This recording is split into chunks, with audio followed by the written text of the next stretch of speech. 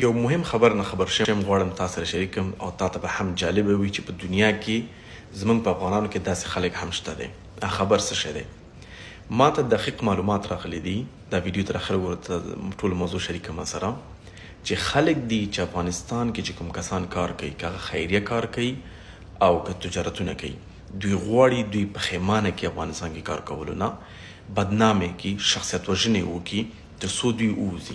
دلیل څه شی دی چې دوی وایي چې دوی د افغانستان فعلي نظام نورمالایز کوي. خلکو دا ښکاره کوي چې افغانستان کار کول اسانه دي، راشئ کار وکوئ، هر ځای تللی شئ، تاسو بیرون هم تللی شئ، داخل ته هم راتلی شئ. د دوی هدف دا دی او متاسفانه دوی تارګیټ زه هم شوی یم. دا اوس ما ته احوال راغی چې لال پلوار صاحب تاسو حتما پیژنئ، شاعر چې عدلي ریاست غوښتی و، ځکه موږ باندې تهمتونه لګول چې ما سره قمردا کړي، حالانکه قمر هېڅ هم ورسره نه و کړي، نه یې ورته کور ورکړی و، نه یې ورته کور اخیستی و. او هغه ویډیو بخښنه غوښته چې دا ما اشتباه کړې ده.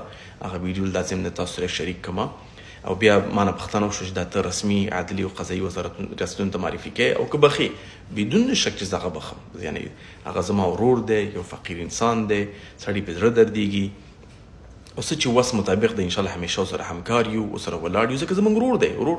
لیکن ما ته دا مهم زه پوه شم چې د شاته څوک دي او څوک یې تشویق کوي. د معلوماتو را مخې نه چې ډېر معلومات شریکولی هم نشم. یو کړی دا چې ځي زما پخواني کارمندان تماس نیسي، هغوی د پیسو وعده ورکوي چې تا ته موږ دونه پیسې درکړو ته تهمت وتړه. کوم فقیر کس چې پوهېږي چې سوشل میډیا کې مشهور دی هغوی ته وایي د دوی په خلاف خبرې وکړه.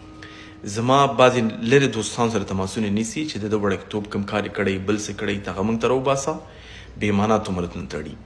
ډېره ماته جالبه وه. یو نطاق ځینې نوم نه اخلم ځکه مشهور دی، هغه به اکثر زموږ مواد خپرول، هغه سره تماس نیولی چې دوی مواد ته ولې خپروي، د دوی بنسټ یا د خپل نور کوم کارونه چې دي، ځکه موږ غواړو دوی بدنامه کړو، دوی طالبان نظام سپورټ کوي یا طالبان نظام نورمالایز کوي.